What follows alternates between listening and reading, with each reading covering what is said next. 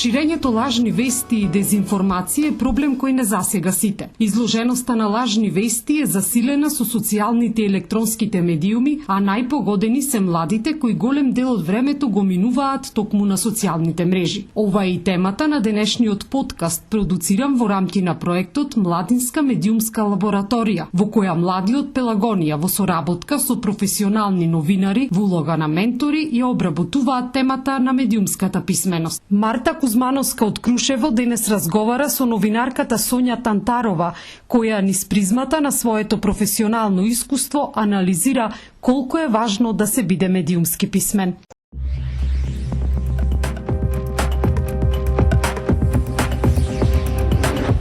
Доброdoјдовте во подкастот на Младинската медиумска лабораторија, во кој разговараме за медиумската писменост и борбата против лажните вести. Јас сум Марта Кузмановска. Нејзиниот глас е препознатлив. Најголемиот дел од работниот ангажман го проминува во радио. Прво во култното радио Битола, а денес во универзитетското радио Укло ФМ при Универзитетот Свети Климент Охридски во Битола. Разговараме со Сонја Тантарова Груевска за тоа колку радиото може да придонесе во ширењето на медиумската писменост и едукација во борбата со лажните вести. Почитувана Сонја, радиото е традиционален медиум, со кој пораснале многу генерации и никогаш не било врзувано со лажни вести. Дали е тоа имуно на дезинформации? Марта, би сакала да е така. Можам без двумење да речам да, радиото како медиум е имуно на дезинформации. И да, кога се работи за радиостаници кои имат дозвола за емитување програма, кои имат професионални новинари во своите редакции, кои работат онака како што налагат правилата. Пренесуваат информација од проверени извори, информацијата ја проверуваат од неколку страни во однос на веродостојноста, на точноста, консултираат експерти за одредени области доколку е потребно. Потоа информацијата ја проверува и уредникот на радиото доколку има потреба. Значи, тоа се некои основни правила кои што овозможуваат да се спречи навлекувањето на дезинформациите во редакциите, односно пренесување преку радиопрановите. Кога ќе се направат сите овие работи, тогаш навистина е тешко дека во етер ќе се пушти некоја дезинформација. Но исто така факт е дека во ова време на напредна технологија, кога благодарение на интернетот сме бомбардирани од разни нови медиуми, во кои едноставно света така нареченото копи-пест новинарство, кога не се ни размислува за некаква проверка на информациите кои им се сервираат на граѓаните, би рекла дека тука веќе е влезен тој дезинформатски вирус, ако можам така да го речам. И јас сакам да верувам дека радиото се уште има високо ниво на имунитет. Долго време сте во светот на новинарството. Како вие ги препознавате лажните вести? Да, навистина дека имам долг радиостаж. Веќе во најавата кажа, започнав како новинар во Радио Битола, а по неговото затворење продолжив како главен и одговорен уредник во Универзитетското радио Укло ФМ Битола, радио на Универзитетот Свети Климент Охридски Битола. Имам работено и како дописник во пишувани медиуми, во Утрински вестник, во Вест, кој за жал веќе ги нема на пазарот.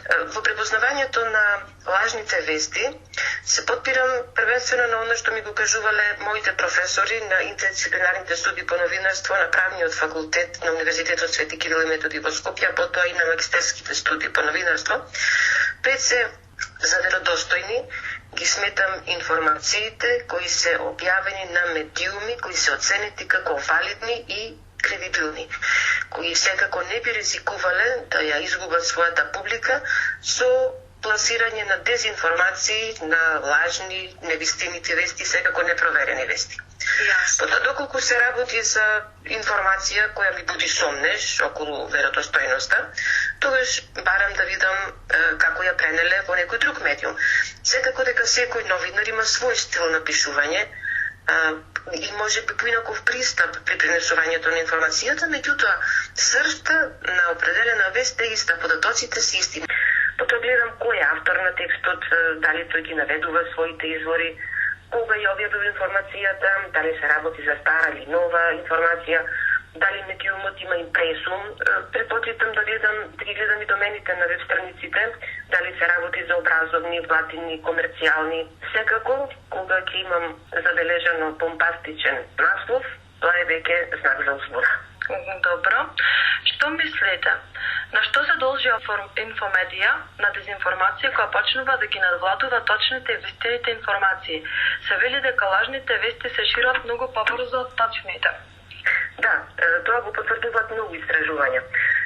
Неодамна среднав податок во прирачникот за медиумска писменост во високото образование, насловен Секоја вест на тест, кој што е подготвен од професор педагоски од факултет во Битола, единицен универзитетот Свети Климент Охридски Битола, дека резултатите од едно истражување од Институтот за технологија во Соединетите американски држави за тоа колку брзо се шират лажните вести на трите во однос на непристрасните и точните вести, покажале дека лажните вести се шират побрзо од точните. Веродостојноста вели да се споделуваат лажните вести била за 70% поголема.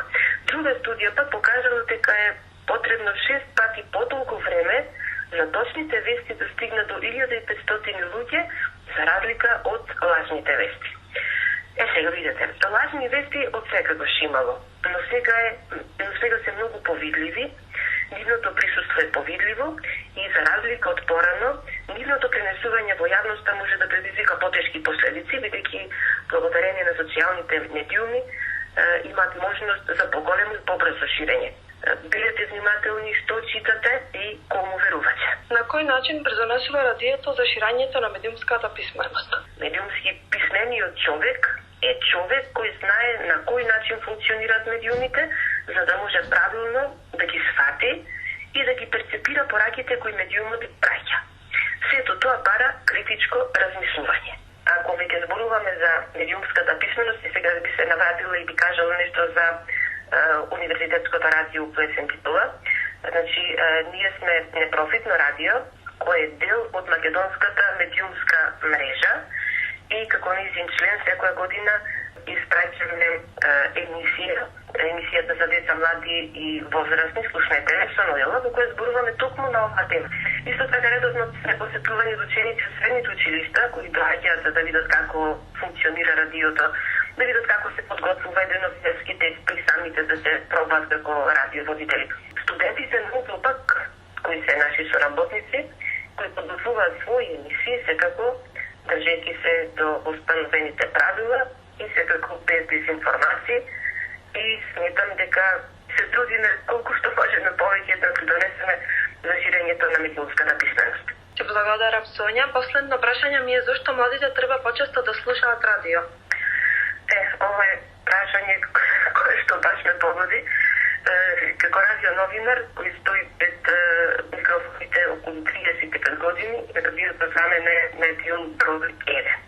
На радио можете први да знаете информацијата, затоа што радиото, за разлика од другите медиуми, може многу побрзо да ги пренесе информациите, затоа што новинарот може од лице место да се вклучи во програмот и да каже што се случило.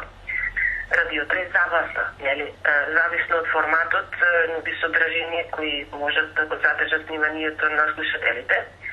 Сега зборувам повторно за Универзитетското радио во Битола, да кажам дека имаме емисии од област на образованието, на културата, спортот, екологијата, здравството, дека како академско радио посебно внимание посветуваме на употребата на македонскиот стандарден јазик, нешто на што во последно време, за жал, многу од останатите медиуми не внимаваат. Сонја, ви благодариме за издвоеното време и за пораките кои ги упативте преку нашиот подкаст.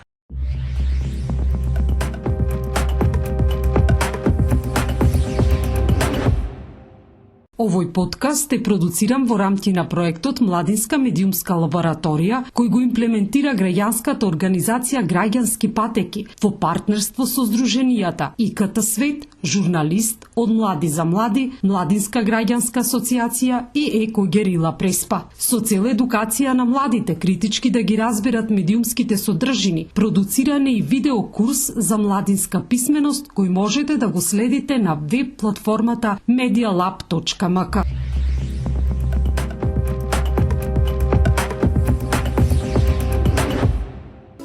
порака која можеме да ја извлечеме од денешниот подкаст. Medialab.mk е твоја платформа за градење поголема отпорност кон лажни вести и дезинформации. Научи критички да ги разбираш медиумските содржини и одговорно да креираш своји.